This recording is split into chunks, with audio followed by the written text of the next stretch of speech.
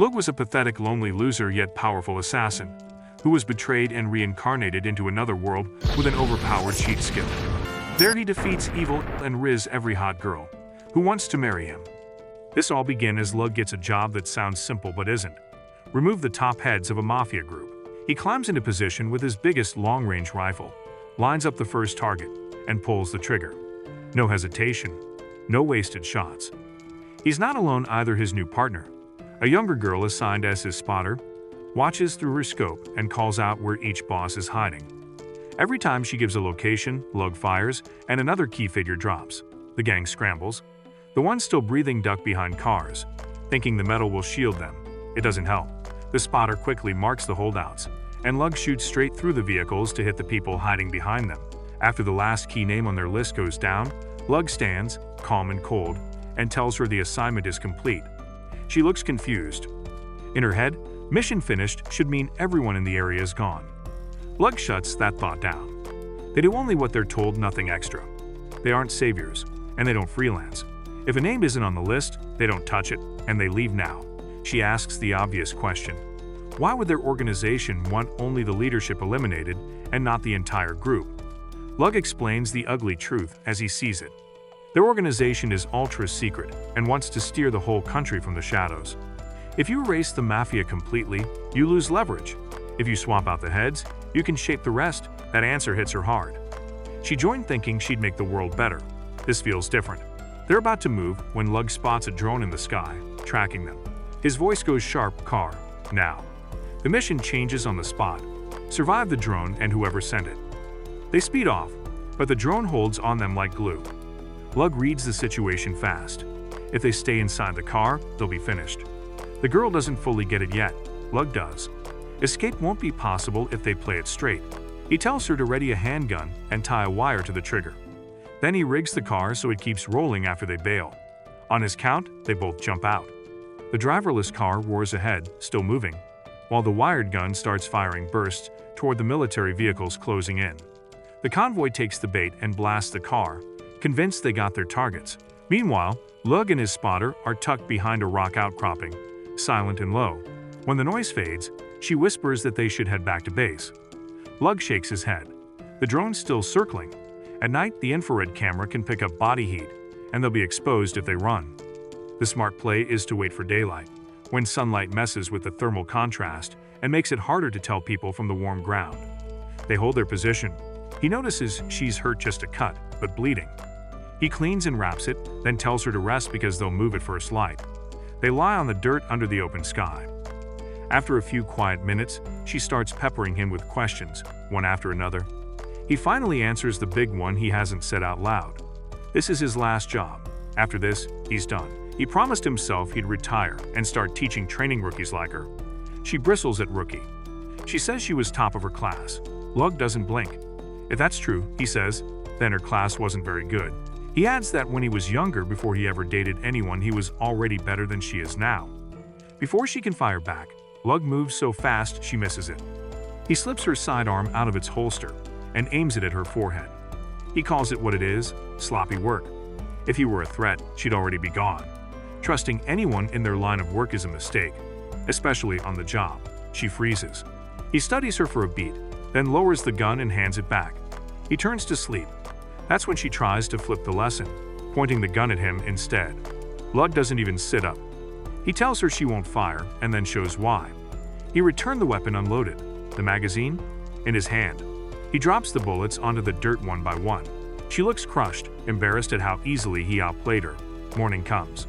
They make it to base and open a channel to the organization. The voice on the other end congratulates them for neutralizing all the targets on the list. Then it asks a strange follow-up. Is the girl still alive? Lug says yes. He's told to check the drawer beneath the terminal. Inside are everything they need to exit the country. 2 fake passports and 2 plane tickets to Japan. Later, at the airport, they board. For the first time in a while, Lug lets his shoulders drop. He thinks about his new plan, no more contracts, just teaching. Then the plane lurches. Hard. People scream. A passenger pulls out his phone and blurts that the aircraft has been hijacked. The girl leans toward Lug. There are no hijackers here. So what's happening? He puts it together in seconds. This isn't a takeover by strangers. It's a setup by their own side. Retirement, for someone like him, means removal. She whispers a prayer. Lug sprints for the cockpit. A flight attendant tries to block the door. He shoves past, not stopping to argue. Inside, the pilots are already dead. Lug drops into the seat and starts fighting the controls, doing whatever he can to keep the plane steady.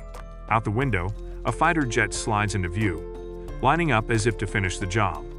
Cornered and out of options, Lug realizes the path ends here. Betrayed by the people he served, this is how it was always going to go. Everything blinks to white. He opens his eyes in a place that looks like a calm, empty dream. A busty goddess stands there, watching him. She jokes about Earth's best assassin getting played by his own handlers. Lug asks the only thing that matters. Where is he, and why? She lays out two choices. Option 1, be born again on Earth as a baby with zero memories of his past. Option 2, reincarnate in a different world, one with magic, and keep all his skills and every memory. There's a catch, of course. He'll have a specific target to eliminate. Lug doesn't buy fairy tales easily. If a deal sounds too bright, there's a shadow behind it. He asks who the target is. The goddess answers plainly, the hero of that other world. She even offers him tea while he thinks. Reincarnation still sounds unreal to him, so she explains more. It happens more often than people guess, she says, and many important souls get the choice. Most just don't remember anything after they're reborn. Lug weighs it.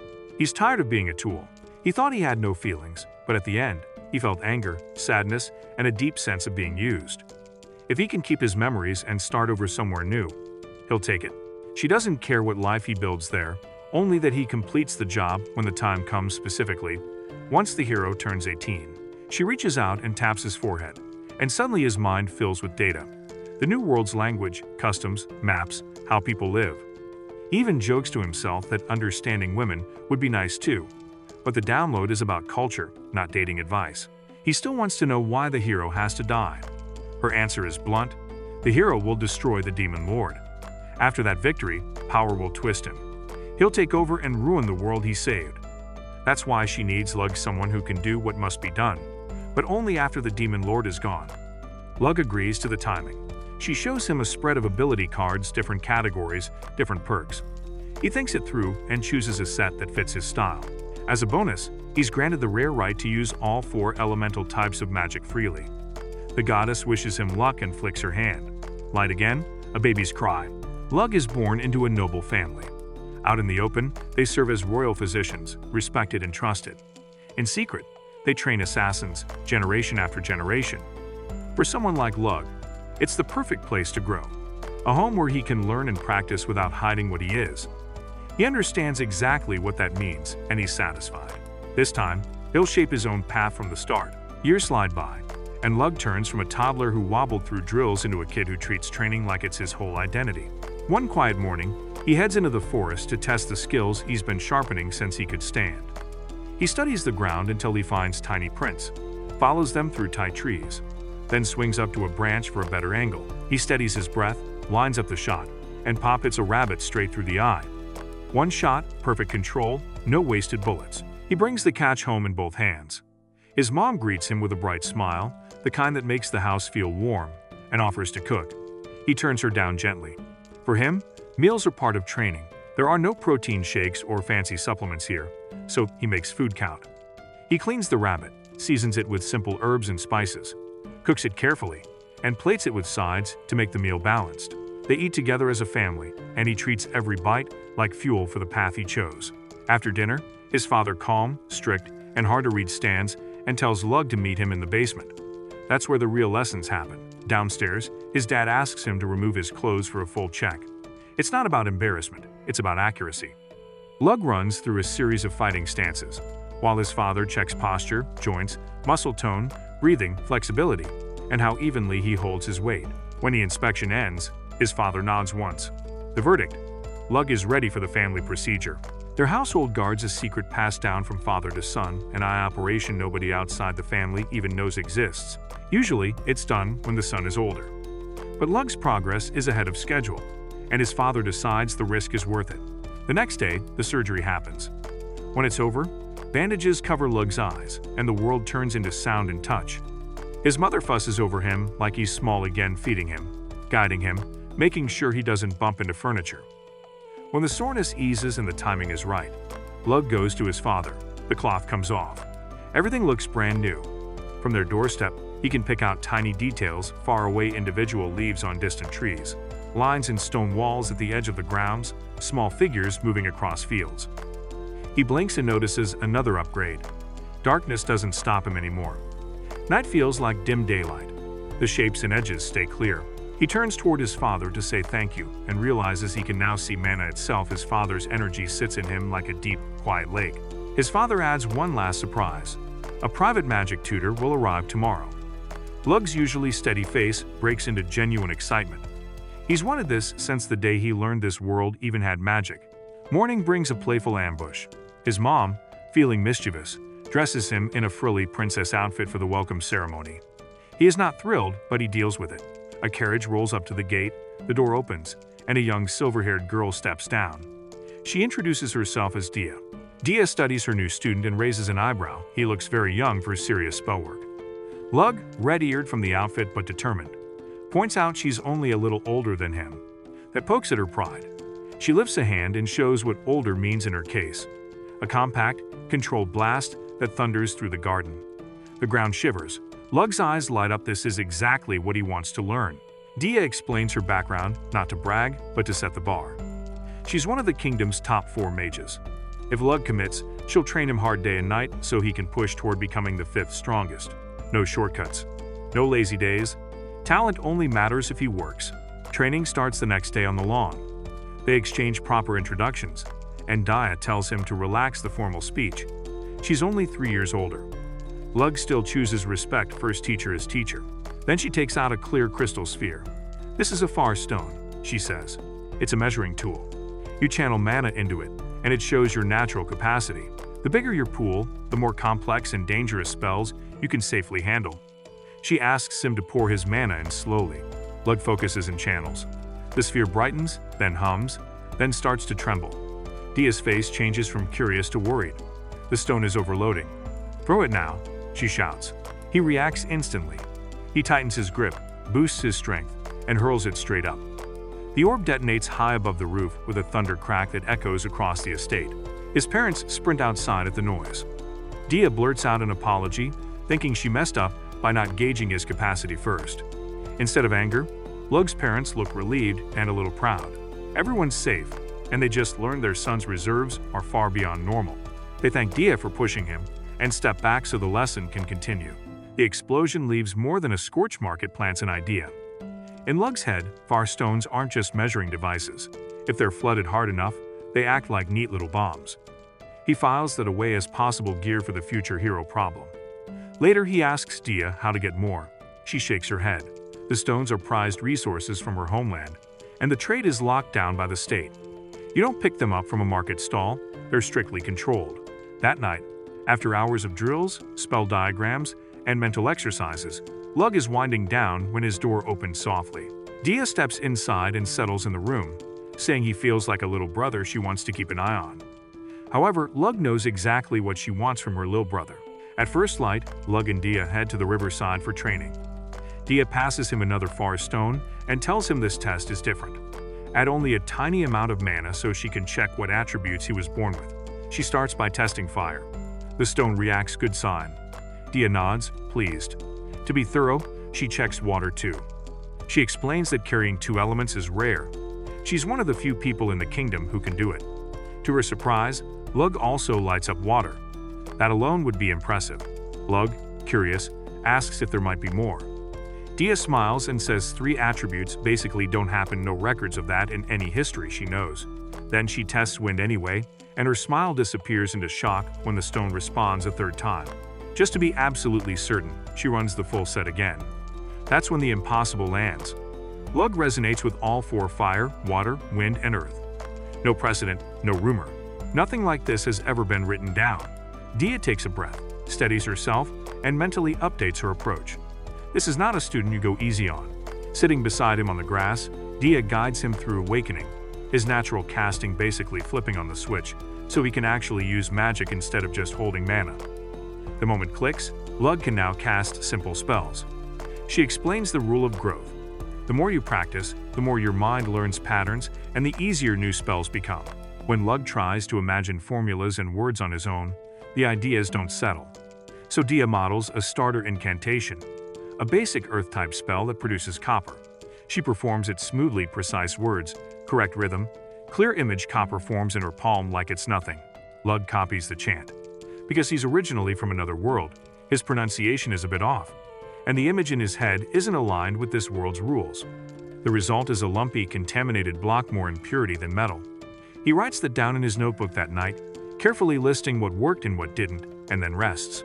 Dia stops by quietly and sleeps nearby again, keeping that gentle, big sister watch over her student. By the next morning, after repeating the drill many times, Lug finally produces clean copper. Dia's face lights up. Fast progress. Solid control. Lug asks for more. Could she write additional incantations so we can try them immediately? Dia picks one and pens it out.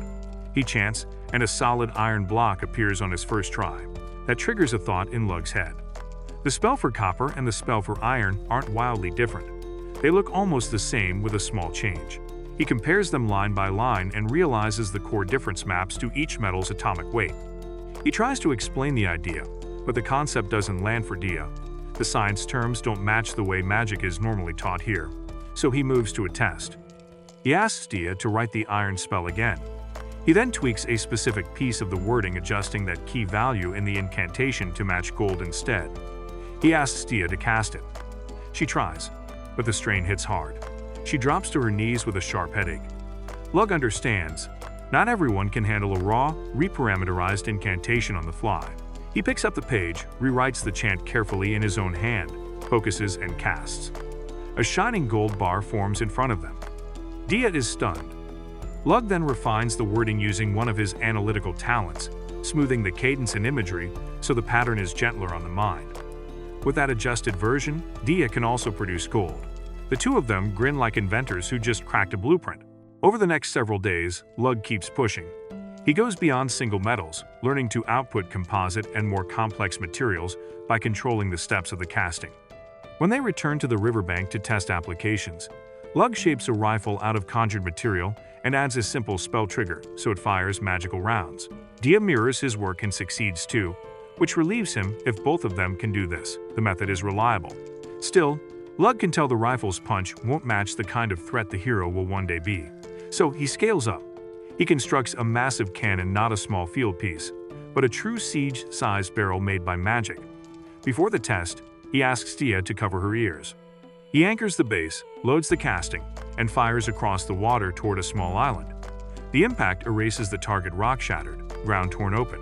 The test isn't perfect, though. When Lug checks the device, the barrel is ruptured.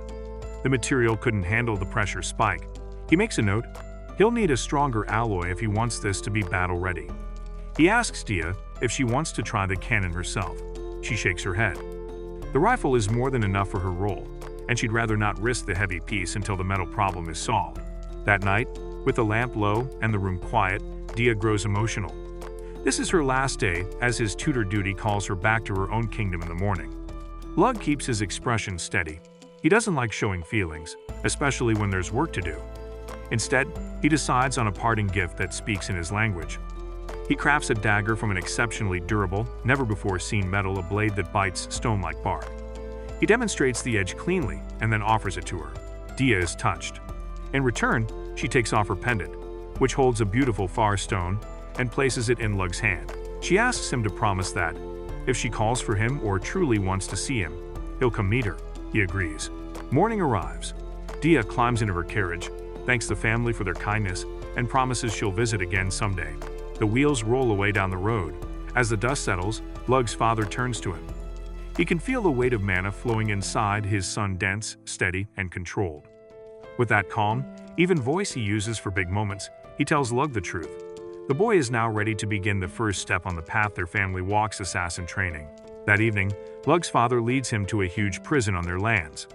The place is cold stone and iron bars, with a long hallway that echoes every footstep. These cells hold death row prisoners, people the family uses to test medicines and to practice assassinations the way other houses might practice sword drills. On the walk-in, Lug asks what's been on his mind. Why raise him with real feelings if emotions can slow a killer's hand? His father answers without raising his voice. He doesn't want a mindless blade. He wants a son who can finish a mission and still have a life. Assassination is the craft. It isn't supposed to eat your whole soul. They stop at a cell.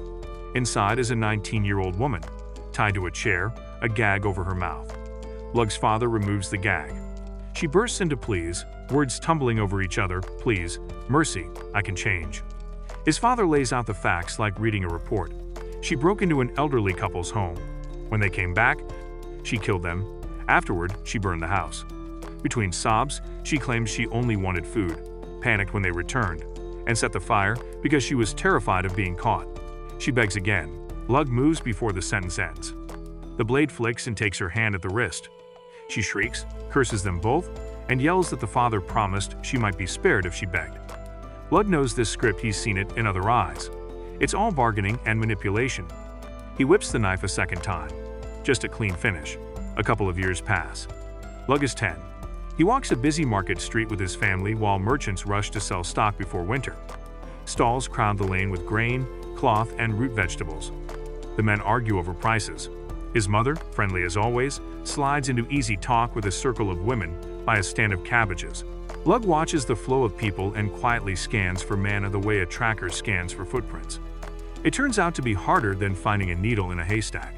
With 8 years left before his destined job against the hero, Lug decides he'll need a helper, a loyal assistant with some mana who can be trained. A gifted commoner would blend in better than a flashy noble. Next morning, he slips into the forest for his usual hunt. A long, thin howl cuts the air. He kneels and puts his ear to the ground. Thudding paws tell him there's a pack of wolves in pursuit of something. He follows the sound through underbrush, planning to steal the kill if it helps his training. He breaks into a clearing and sees the pack closing on a small, filthy, terrified girl. One wolf leaps. Lug draws and releases in one smooth motion. An arrow drills the attacker and drops it instantly. He steps in front of the girl, counts the remaining wolves, maps their angles, and decides to treat this as a live exercise. He hands the girl his gear to hold and pulls a knife. The first wolf charges. Lug slides past and stabs the neck quick and clean. Another darts toward the girl. He kicks it away without turning. 2 more jump at him from either side and lock their jaws on his forearms. They meet metal bracers instead of skin. Lug twists, uses their momentum, and slams both to the dirt. The last one lunges. He meets it with a straight punch to the skull. Silence returns to the clearing, except for the girl's shaky breath. He asks what she's doing out here alone. Between fear and hunger, she says she's lost. Her family is poor, so poor they didn't have enough food. They kicked her out to survive on her own. A traveler told her the Tuatha region, the land Lug's family governs, is wealthy, so she wandered the woods to reach it. Lug shrugs off his jacket and wraps it around her shoulders. Then he builds a small fire and cooks simple porridge. He warns her to eat slowly or the food will come back up. She nods, takes careful bites, and finally tells him her name, Tart. Lug introduces himself, son of the Lord of Tuatha Dé. Tart's eyes brighten. She says a goddess told her she'd have a fateful meeting one day. That lines up with Lug's suspicion that the goddess is still nudging events. From the minute he saw Tart, he could tell she fits the assistant role he's been planning. He makes the offer, a home, food, and training, not for anything shady, but for a real place to live where she'll never have to beg for a meal. There's one condition. She must follow orders completely, even when the task involves killing. The choice is hers. Tart doesn't hesitate. Nobody has ever told her she was needed until now. 2 more years pass. Tart grows into a capable teen with sharp focus, steady hands, and the kind of work ethic that earns trust. Lug's parents approve of her. Still, on the first night, Lug brought her home. His father set 2 rules. Lug must train Tart himself, and if she ever betrays the family, Lug must be the one to end it. Lug accepted both terms without argument. Remembering that, he calls Tart to the basement for a routine assessment, the same kind his father once ran on him. He has her change into training clothes and walks her through a full check. Posture alignment, footwork patterns, grip strength, wrist rotation, shoulder mobility, balance on uneven footing, reaction timing, and strike speed. By the end, he's satisfied her progress is clear. He turns to leave, and Tart suddenly tests him. A knife flashes in her hand as she tries a surprise tag to see if she can break his guard. Lug's response is automatic and precise. He controls her wrist, turns her center of gravity off its line, and ends the attempt without injury. He notes the good news: she has excellent natural feel for blades. Her cuts are tight, her recovery is fast, and she doesn't overreach. She's also strong with a spear, her thrusts are straight, footwork disciplined, and her range is impressive. The problem is practical. That night, Lug heads down to the basement for a quick check and spots Tart working alone. She's in front of the dummy, trying to run knife drills, step, pivot, slash, but the blade keeps wobbling in her hand, and her grip isn't steady. When she realizes he's watching, she goes bright red and rushes to apologize for training without asking first. Lug doesn't scold her. Instead, he sets a wrapped bundle on the rack, unties it, and unfolds a collapsible spear. It's built in locking sections, so it can fold small and hide under a cloak or inside a travel bag. He snaps it open to full length and hands it to her. The switch is instant. Tart's shoulders relax. This is the weapon that fits her. She rolls her wrists, tests the balance, and then starts moving short thrust, recover, sidestep, feint, long thrust. Every strike lands right where she aims. The dummy rocks, tears, and finally splits down the middle under the steady rhythm of her hits.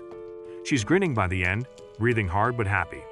"Thank you," she says again and again, bowing over the new tool like it's a treasure. With the session finished and the floor cleaned up, they close the room and head off to sleep. Next morning, Lug rides into the market. The square is loud with vendors and carts. The air smells like fresh bread and damp earth. People recognize him and wave him over. Farmers press baskets into his hands: apples, squash, cabbage, grain, and old shopkeepers insist he take a little extra for the Lord's boy. By the time he turns the carriage home, the entire wagon is piled high with produce. He thanks everyone, unloads the gifts back at the house, and heads to his workbench. He opens the chest where he keeps his far stones. He sets them in a padded bag. Tart steps in with a short bow.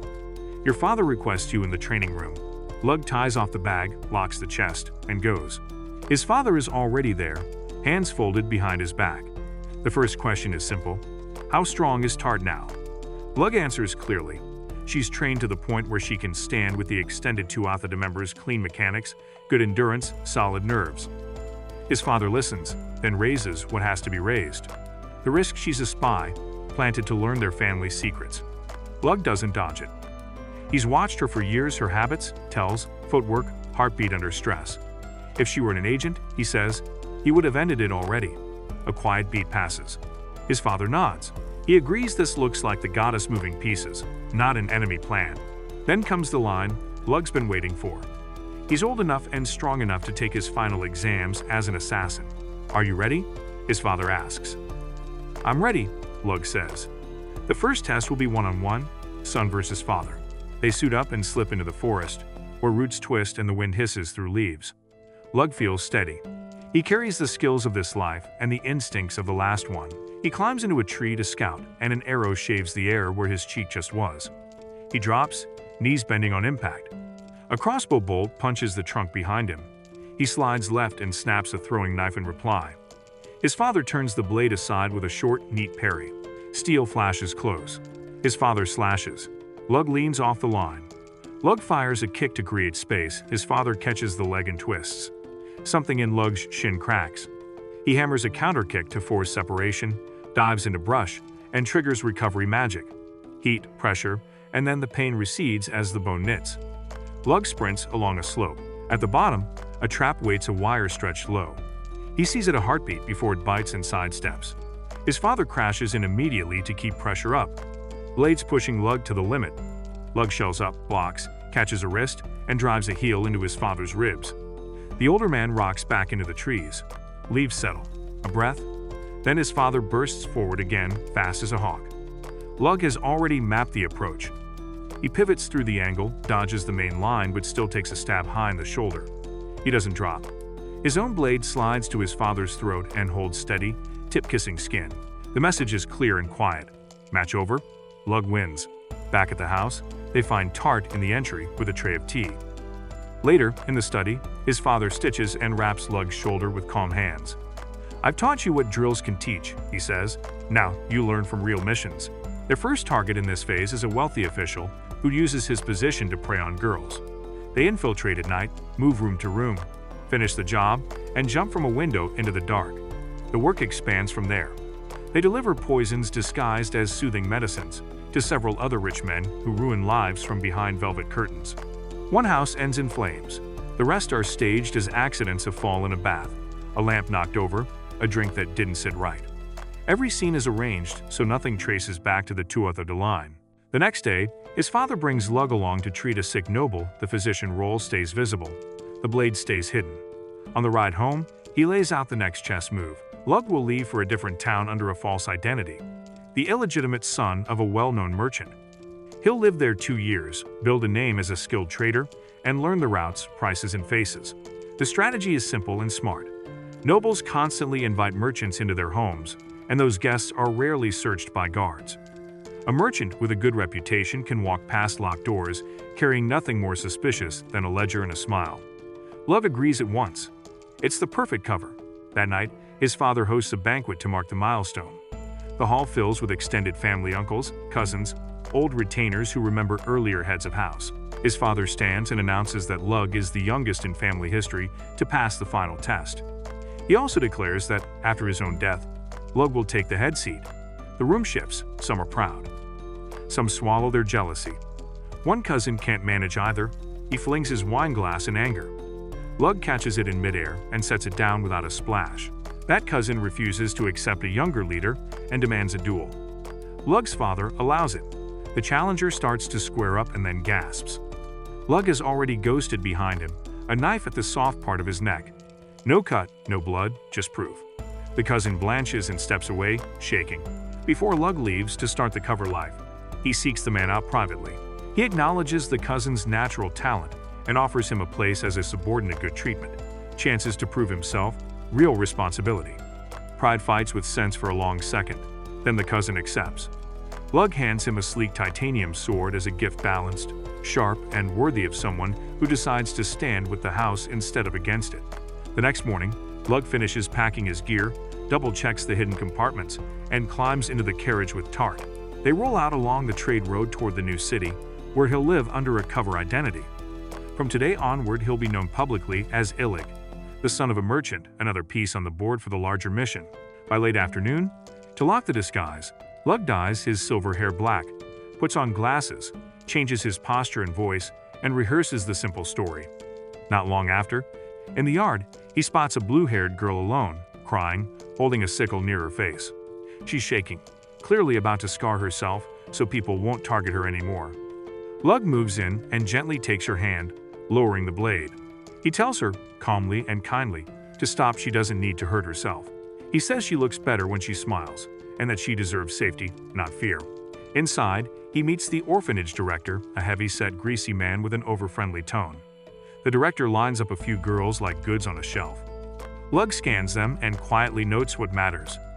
Of all the children here, the blue-haired girl is the only one with mana.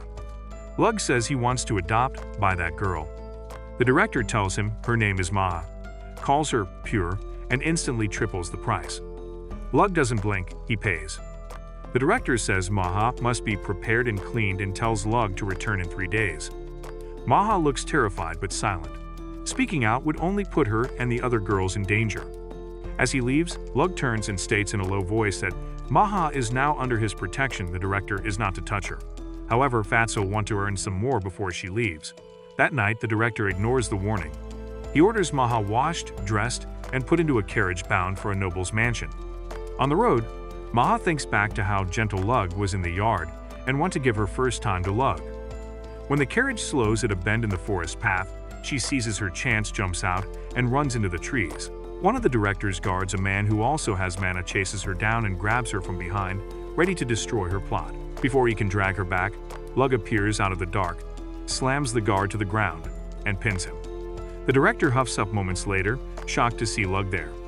He sputters that the deal was in 3 days and demands to know why Lug came early. Lug answers evenly that he figured out what the man is and what he planned. The warning was ignored, so he came to end it. The director orders the underling to attack. The man charges. Lug steps aside, traps the elbow, and snaps the forearm with a clean break. Fight over. The director tries a cheap shot from behind. Lug slips the strike and sets a knife at the director's throat. With the scene frozen, Lug turns to Maha and asks her to explain. Maha tells the story between breaths. She and several girls were orphans in the slums. To survive, They led city tours for visitors and sometimes got finder's fees from a restaurant when they brought customers in.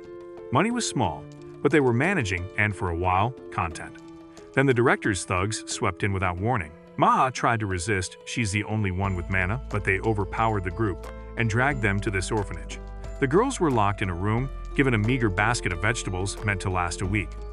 As the girls grew older, the directors started selling them to nobles. Some of the buyers were cruel. The abuse and fear pushed one girl so far that she cut her own face with a sickle, hoping the scar would keep her from being targeted again. Lug nods once, that's enough to act. He and Tart execute a quick plan to catch a noble in the act. Tart disguises herself as one of the older girls and sets up a sting under controlled conditions.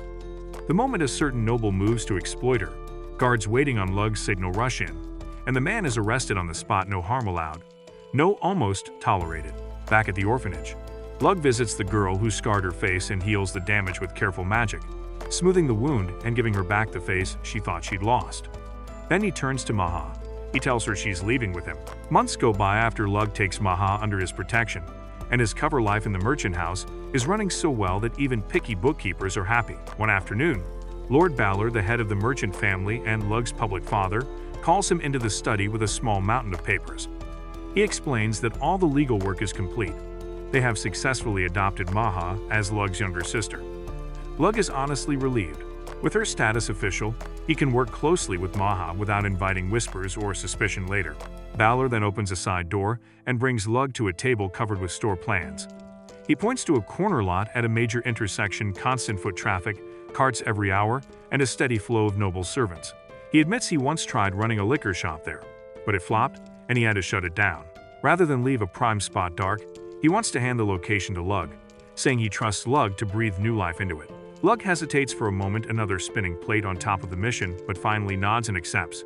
That evening, back at the townhouse, Tart and Maha have set out a hot dinner. The three of them eat together, and after the plates are cleared, Lug lays out the plan with zero fluff. The family expects him to run a shop, and he's going to turn that into a tool that moves him closer to his real objective, eliminating the hero efficiently when the time comes. Two short-term targets: keep it practical, make strong profit fast, so the store stays open and builds status.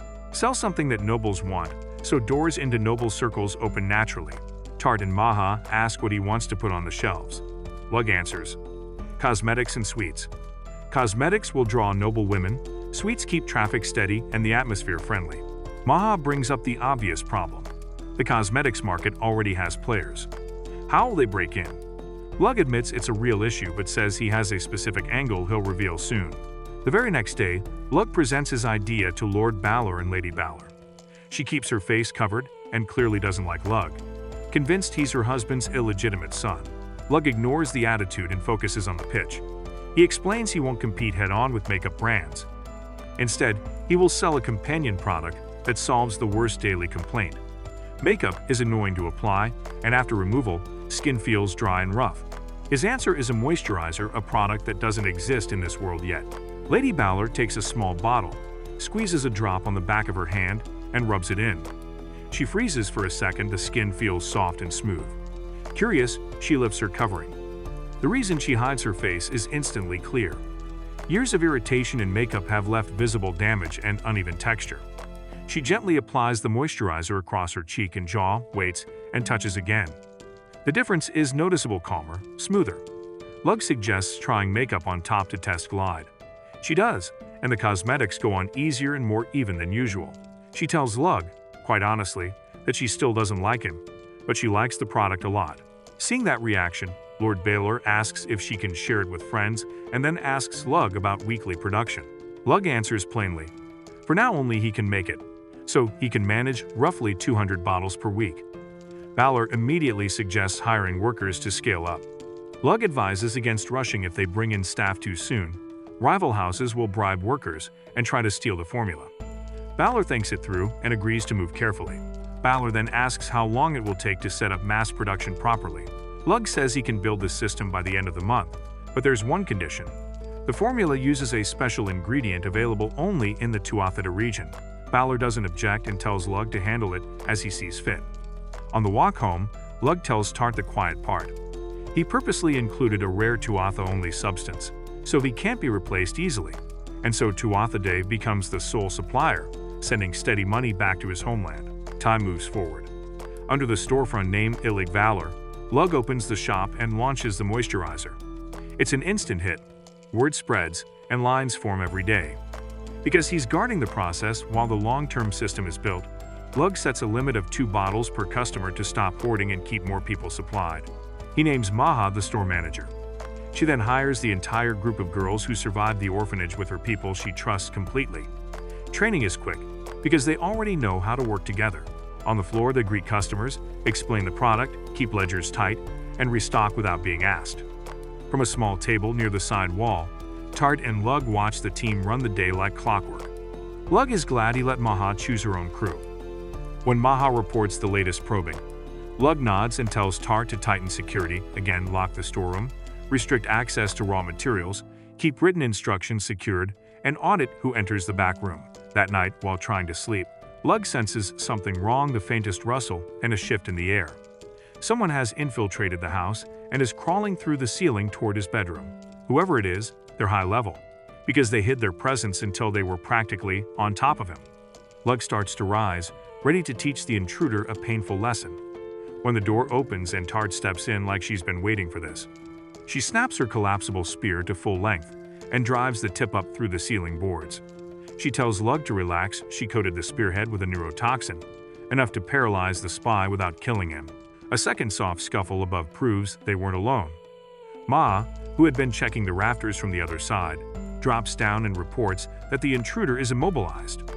Together, they pull the spy down, restrain him, and haul him to the dungeons. There, they search him strictly for hidden tools and identifiers, and begin a hard interrogation.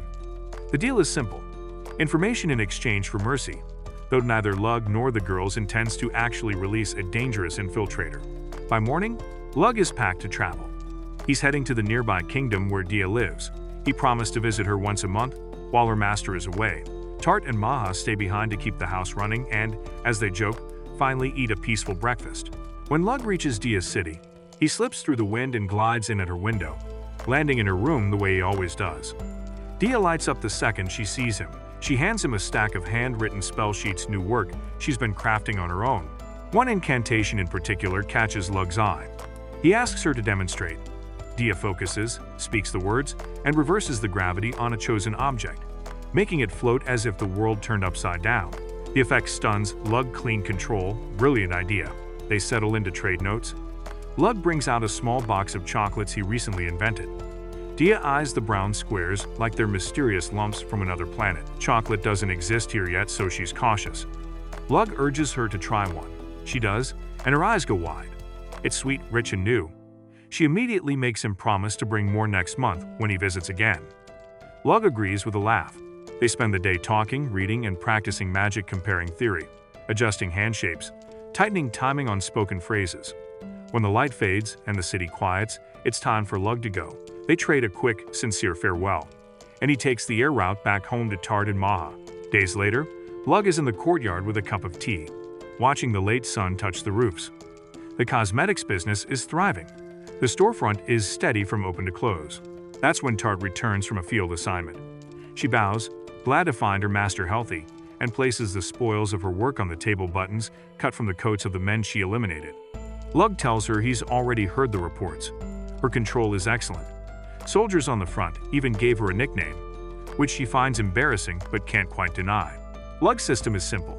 He sends Tart to battlefields and rough zones to build real-world experience, while Maha stays close to him and learns money and information by managing the brand. The result is exactly what he wanted. The shop's success has given Lug steady contact with nobles, and he's frequently invited to dine or attend parties. Those invitations matter. Unfortunately, this smooth phase is about to pause. Lug must return to his kingdom. That night, he meets with Maha in the study. He tells her plainly that he'll be leaving her in charge of the cosmetics store while he's away. Maha doesn't flinch. She promises to expand the brand to neighboring towns. She's already scouted a location and unrolls a map to show him the spot she wants to buy. Lug studies the map and freezes for a heartbeat. The property belongs to Maha's family. Her father was a merchant who owned a famous trading company. He remembers the rest. The father's right-hand man betrayed the family, killed her parents, and seized the company. forcing Maha to flee and eventually land in Milu to survive. Seeing this, Lug understands what her plan really means. Maha isn't just expanding, she's trying to reclaim what's hers and take down the man who destroyed her family. Lug doesn't hesitate. He tells Maha to do what she believes is right. He trusts her judgment. She beams, promising to handle it well and grow the brand carefully. A moment later, Maha's friends, the same girls who once suffered at the orphanage, step in with a gift bag. Inside is a packet of rare herbal tea. They say it's a small thank you for pulling them off the street and giving them clean work and safety.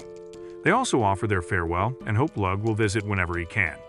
Lug thanks them honestly and says he won't forget them, no matter where the path leads. At dawn, while Maha helps Lug pack for the road, a strand of his natural hair color shows through, and she laughs softly, so that's what it looks like under the disguise. Tart gears up to travel with him, checking blades, straps, and rations by habit. When everything is ready, Lug and Tart climb into the carriage, exchange a last wave with Maha, and roll out.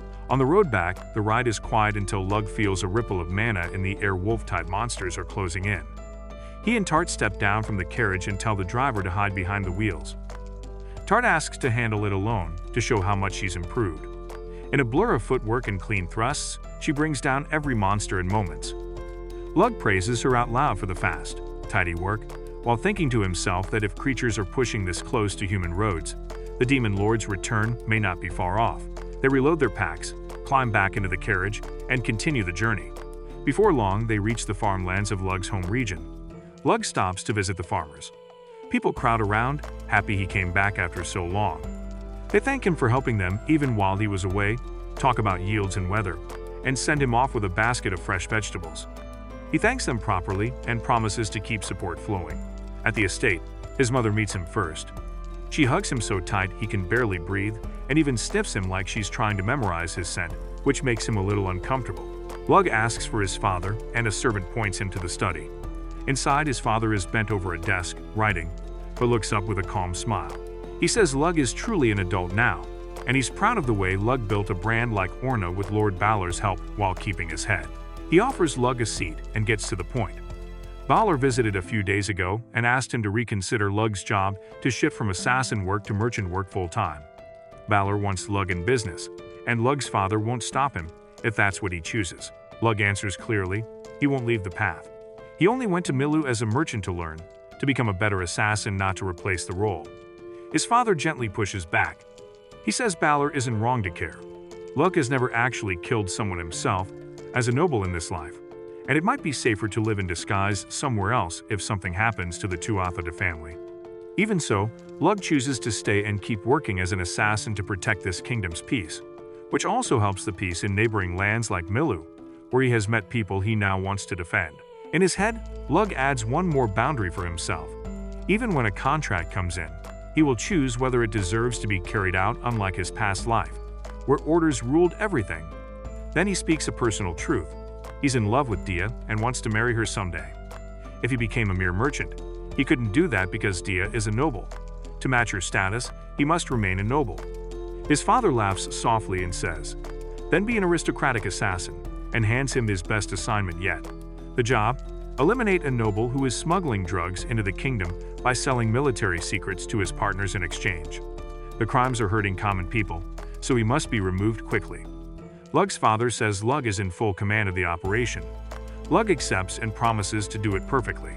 That night, Lug tells Tart the mission target. Count Vincor, noted in their files as Count Vincor, a noble dealing drugs. He writes coded notes about the Count and ties them to the legs of messenger pigeons bound for Maha. Her task, dig up every detail about the Count's household, guards, habits, and weak points. At sunrise, his mother barges in, excited and talkative, asking to see that magnum tonic Tart mentioned. Lug, already trying to focus, politely sends her out so he can prepare.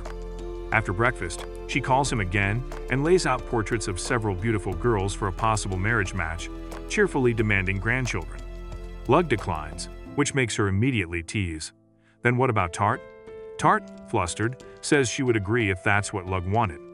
Lug ends the conversation quickly. This is not the time. Night falls. Lug and Tart gear up and run the long road to the Count's city, Pizar. By morning, the walls rise in front of them.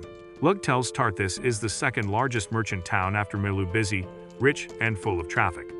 As they enter, the streets show the cost of the Count's crimes.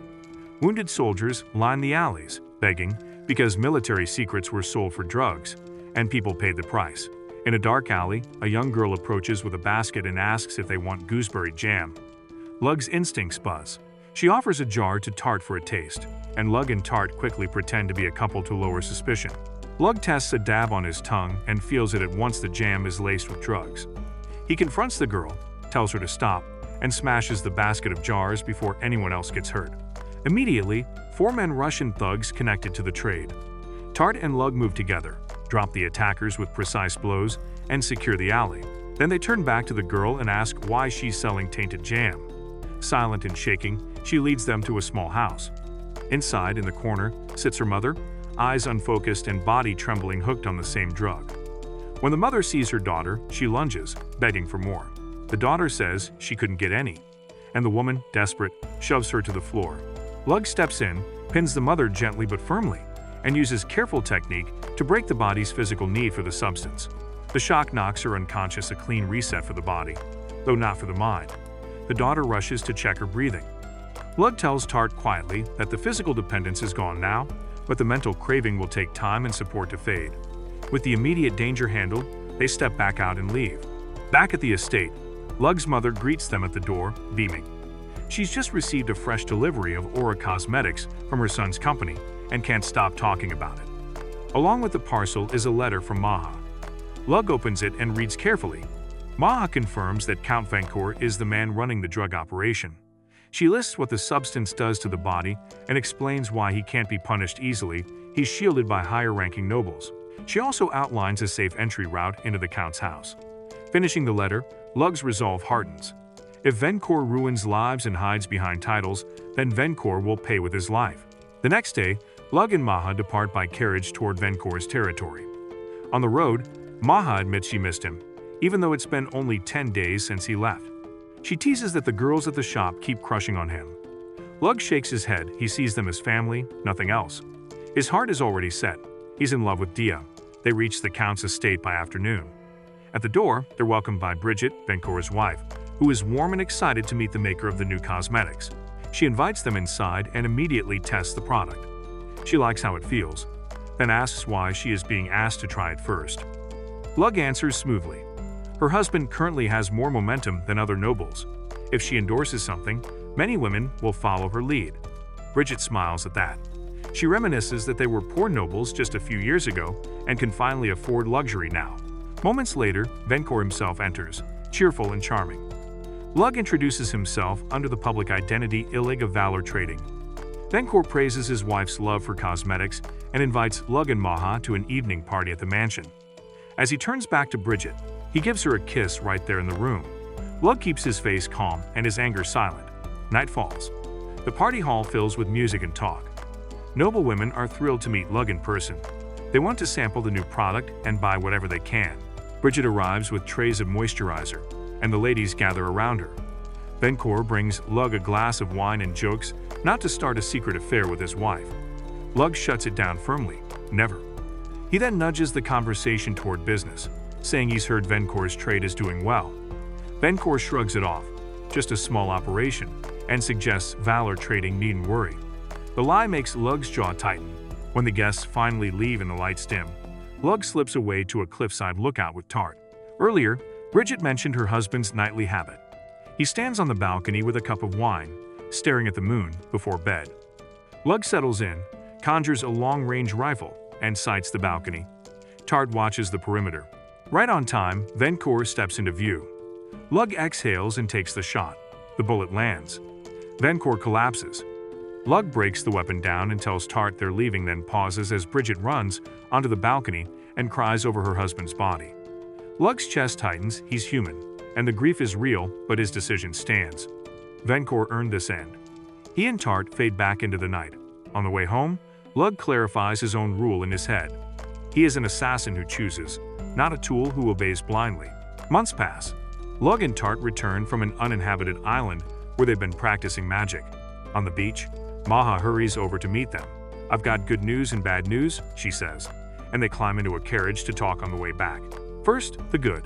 She's found a divine treasure, a magic spear that cannot be destroyed. It's currently carried by a man named Satanum Magnus, who is extremely strong enough to be a likely hero candidate. Lug asks the only question that matters. Can you get it? Maha nods. She believes she can. Then the bad. A civil war has broken out in the neighboring kingdom, Swell, and Von Dia's kingdom plans to join the royal army against the rebels. Among those rebels is a dangerously strong soldier who is turning battles, possibly the hero. Worried, Lug goes to Dia the fastest way he knows through her window. Her face lights up when he lands. He doesn't waste time. What's the situation with the war? Dia says it's far from her capital, and besides, high-level mages defend their side. Lug warns her. If the hero is among the rebels, normal tactics won't hold. He urges her to relocate her family to a safe kingdom before the fighting shifts. Dia refuses. She won't abandon her people when things get hard. She changes the subject, and Lug, still uneasy, lets the topic rest for the moment. Since her father and his advisors are out of town, she suggests they step outside for a quiet afternoon. They stop at a small game stall where Dia tries archery to win a teddy bear.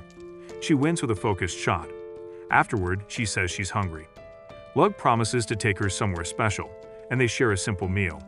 Dia laughs that she'd rather eat something he cooked. Lug promises that next time she visits his kingdom, he'll cook for her himself. On the walk back, they find a little boy crying in a side street, lost from his mother. They help the boy reunite with her. Dia, touched by Lug's kindness, decides on a surprise. She takes him to a hot spring bath in the city. Lug asks if there are separate areas for men and women. Dia says she booked the entire place, so no one else will be there. They change and step into the steam. The bath is wide and bright, water shimmering under lanterns. They splash like kids for a moment, then Dia slips toward the deep end. Lug catches her and shows her how to float and kick until she finds her balance. In the calm afterward, they hold hands in the warm water while Dia speaks quietly about her love for her kingdom, how she wants to welcome her father home from the war, and how she believes they will pull through. Lug accepts her choice and promises to support her however he can. In the evening, they say goodbye. Lug promises to visit again. Dia says she'll be busy soon and will send word when she can meet. Lug leaves for home, mind already on logistics and routes. Meanwhile, as he departs, men dressed as common citizens, actually soldiers in disguise, deliver a sealed order to Dia. The message is clear. She has agreed to serve, and she will join the war effort alongside her people. When Lug returns to Alvin, he finds his parents standing over a brutally injured man on the floor. He asks what happened. His father doesn't waste words. They've received a new assassination request, and this one is for Lug to carry out. Lug asks the only question that matters: who's the target? The answer hits like a punch: Dia. For a second, Lug's chest jams. You've got to be kidding me? His father quickly adds that Lug can refuse if he wants. Lug pushes past the shock and raises a real concern. Isn't it wrong to interfere in another kingdom's war? Wouldn't that risk exposing their family and triggering international fallout? His father nods. That's true under normal circumstances. Then he explains why this request is different. The Von Kingdom, Dia's home, helped the royal army in Swell's civil war, but the enemy beat Von anyway. Now attention has shifted to Dia, whose magic is powerful and valuable. The enemy wants to take her. Von is known for magic and trade, not a huge army, so the invaders can overrun them. Rather than let his daughter be captured and used, Count Von, Dia's father, has chosen the hard path to limit bloodshed, and Dia agreed.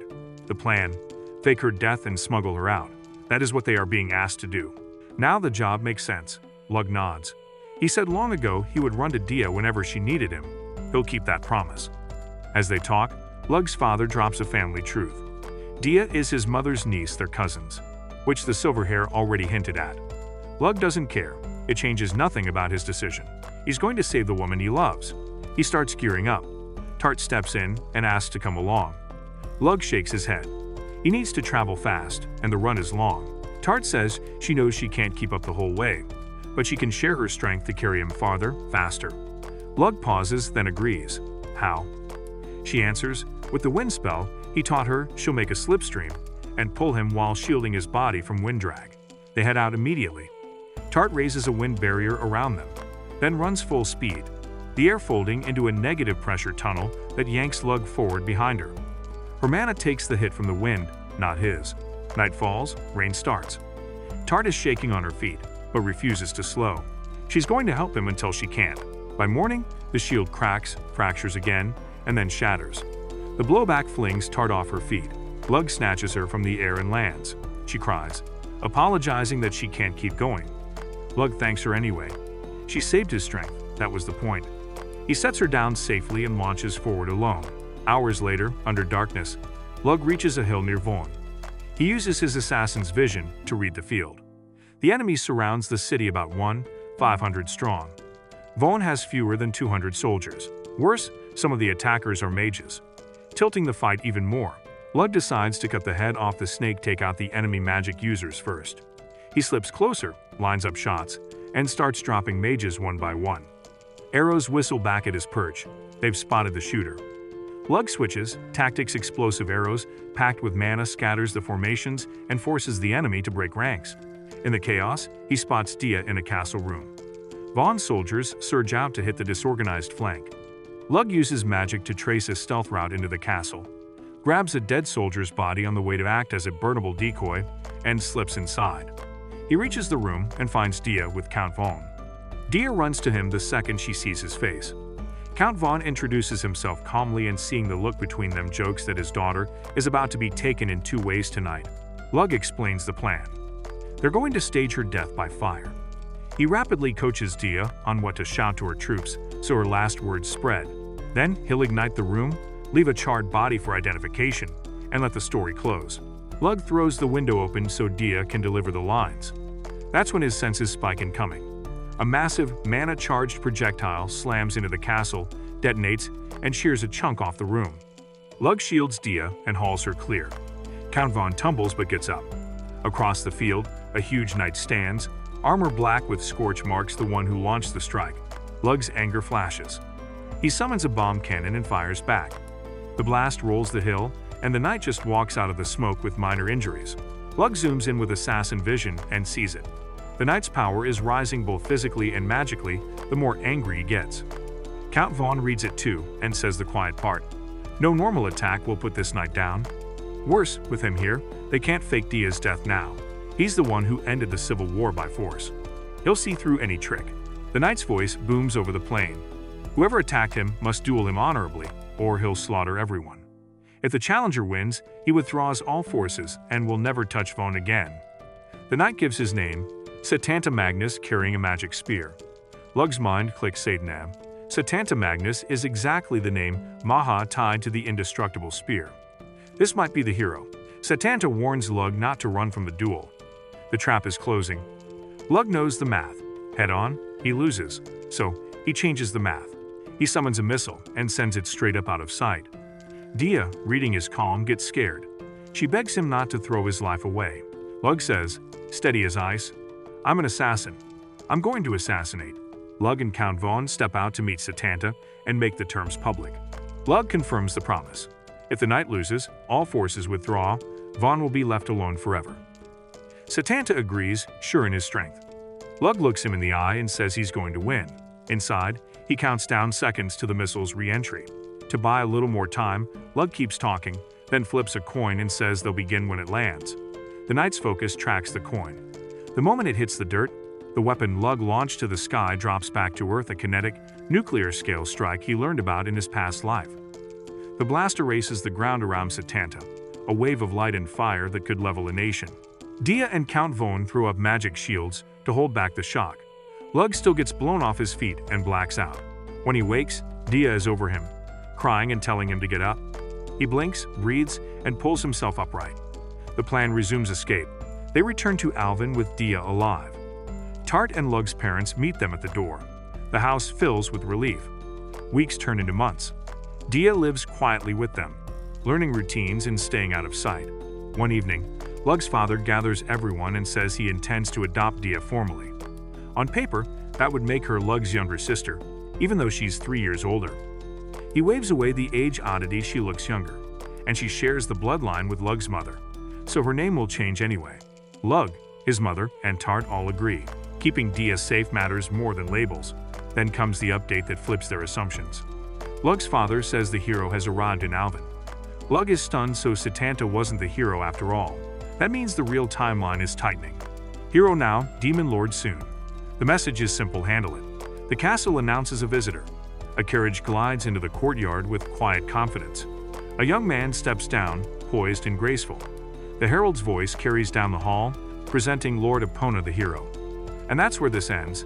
If you stick this video till the end, you are a real legend. So make sure to subscribe to our channel for more amazing video. Watch this following video.